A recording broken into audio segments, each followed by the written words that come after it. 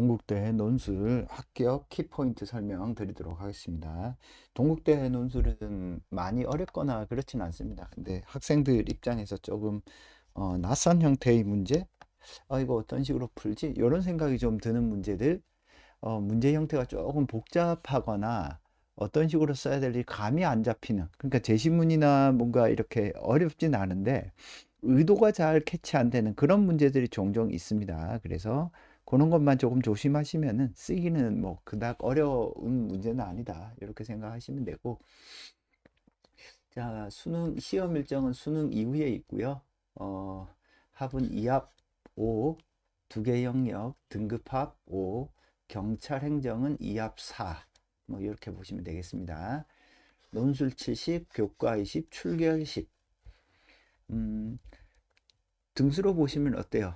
한 5등급 안까지는 크게 무리가 없고요. 그래서 등급을 다른 대학보다 조금 많이 보는데 이게 석차 등급이 교과가 20%라서 뭐 큰 비중은 아닙니다. 그래서 5에서 6 정도까지는 한번 도전해 볼 만하다. 8.7이잖아요. 그죠? 근데 어 7등급 8등급? 제가 동국대 7등급 합격했다는 건 내가 잘 못 들은 것 같아요. 한 4, 5, 6은 제가 봤거든요. 그래서 7, 8은 잘 안 나왔던 것 같습니다. 오케이. 자, 비교과 출결은 요거 체크하시고, 시험은 100분, 세문항, 최대 1100자 정도 나오는데요. 어, 1번 문제가 대략 한 250에서 400자, 3번 문제가 550에서 700자, 그래서 3번 문제가 좀 길어요. 그래서 3번 문제를 조금 잘 쓰는 게 필요합니다. 그 다음 검정색 볼펜만 사용 가능하고 연필이나 샤프는 안 됩니다. 수정지, 수정 테이프 또는 원고지 교정법을 활용해서 수정을 하시면 되겠다. 분량에 비해서 이렇게 분량에 비해서 이 대학은 논제에서 요구하는 사항이 많습니다. 논제에서 요구하는 것이 많아요. 요구하는 것이 많기 때문에 이 논제에서 요구하는 걸 압축적으로 자기만의 언어로 잘 소화해서 서술해 주는 것이 중요 포인트입니다. 중요 포인트. 그래서 논술 문제를 어렵게 느끼지는 않는데 학생들이 문제를 딱 보면 이렇게 많은 요구사항을 이렇게 짧은 분량 안에 쓰려면은 전부 다 가지치고 핵심만 딱 써야 되겠구나. 그리고 그 핵심을 쓰면서도 조금 서로가 잘 연결되도록 일관성 있게 써야 되는구나. 그래서 좀 덜어내고 압축하는 것, 그리고 깔끔한 글로 쓰는 것, 이런 것들이 중요한 합격의 포인트라고 보면 되겠습니다. 작년 실제 기출 그 경쟁률 한번 보면요. 24년, 25년입니다. 경쟁률, 실질 경쟁률 보면 어때요? 전부 다 한 3분의 1로 줄죠. 그죠? 그죠? 전부 다 3분의 1로 줄죠. 그래서 최저를 못 맞추는 비율이 이렇게 많다. 자, 학생부 평균이고 최저네요. 그죠? 보면 어때요? 6등급은 없죠. 그죠? 그죠?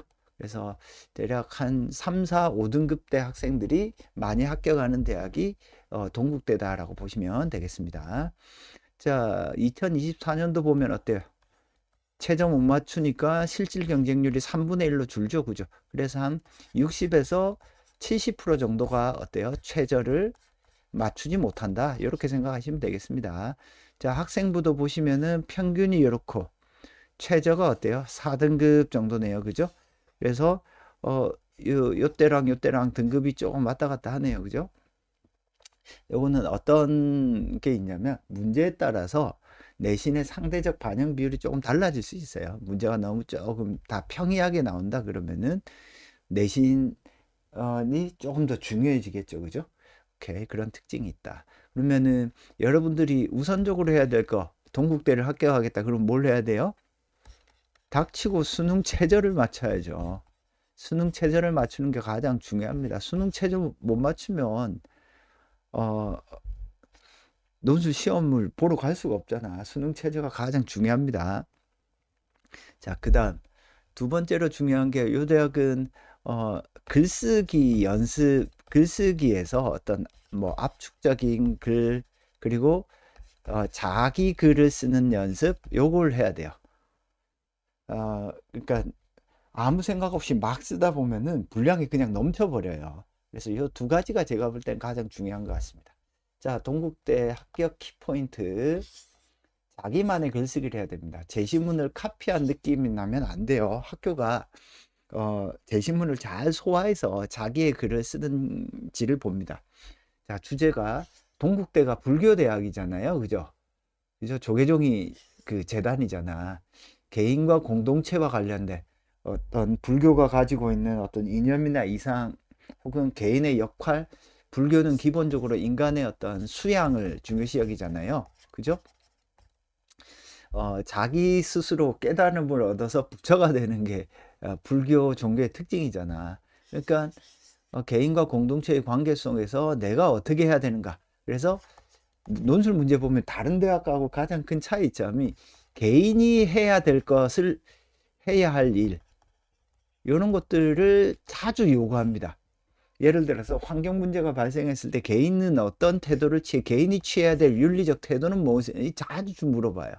그래서 또 인간과 자연의 공존 자주 물어보죠. 인간은 자연에 대해서 어, 어, 책임을 져야 되는가? 그 윤리적 책임은 어디까지 있는가? 책임 윤리와 관련된. 그래서 윤리와 관련된 공부를 좀 하세요. 많이 나옵니다. 거의 매년 나옵니다. 그래서 상호 공존, 인간과 자연의 공존, 그리고 극단적인 충돌 양상에서의 상호 배려, 존중, 기본적인 어떤 책임 윤리, 이런 것들이 주제로 거의 매년 나옵니다. 거의 매년 나오기 때문에 요 주제를, 요런 비슷한 주제가 나올 때 내가 어떻게 쓸 것인가에 대한 그림을 조금 그려두는 게 좋습니다. 자, 그 다음에 틀리지 않는다.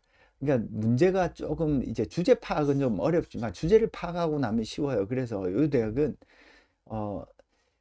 제시문이 그렇게 어렵지도 않고 글쓰기도 어렵지는 않습니다. 그래서 의도와 상관없이 논제 의도를 파악하지 못해서 이상하게 쓰면 떨어집니다. 파악 못하면 거의 떨어진다고 봐야 돼요. 알겠죠? 그래서 틀리면 떨어진다 이렇게 생각하세요. 대략 1, 2, 3번 중에서 하나 정도 조금 잘못 쓴 거는 괜찮아요. 약간 오독이 있다거나 그 정도는 괜찮은데 뭔가 중요한 건데 완전 논점을 잃어가지고 엉뚱한 거 막 썼다? 생각보다 그런 학생이 많거든요. 왜냐하면 논제가 조금 복잡해서 그래요. 논제를 정확하게 읽는 것이 핵심입니다. 잘 쓰는 학생도 논제 오독으로 착각해서 논제를 잘못 읽어서 떨어지는 학생들이 종종 있습니다. 이 대학은 오래 공부하는 것이 중요한 것이 아니라 정확하게 공부하는 것, 즉 논제의 요구에 맞춰서 정확하게 쓰는 것이 핵심입니다. 자, 1번, 2번, 3번 중에서 학교도 발표했는데 1, 3번 중에서 3번에서 문제 해결을 하거나 혹은 자기 견해를 쓰는 문제를 내요. 학교에서도 이 문제에 대해서 요걸 잘 써야 합격한다라고 이야기를 해 놓았거든요. 그러니까 3번을 조금 더 집중해서 쓰는 게 필요합니다. 자, 정리를 하면 이 대학은 자기만의 글쓰기, 그리고 주제가 어떤 불교 대학처럼 윤리적인 주제가 자주 나옵니다. 공부를 조금 해두시는 게 좋습니다. 한 포인트 정도는 괜찮지만 틀리면 떨어져요. 그래서 한 포인트 반? 요 정도까지가 합격 컷이다라고 보시면 되겠습니다. 논제가 조금 복잡하기 때문에 논제 오독으로 떨어지는 경우가 많으니까 제가 볼 때는 논제의 의도 파악하는 것이 조금 중요할 것 같다. 요 정도를 머릿속에 넣어 놓고 여러분 공부를 하신다면은 동국대 충분히 합격할 수 있습니다.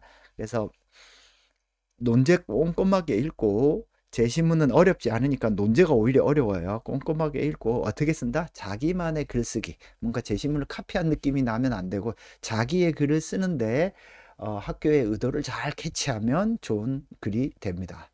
자, 열심히 해서 좋은 결과 있으시길 기대하겠습니다. 감사합니다.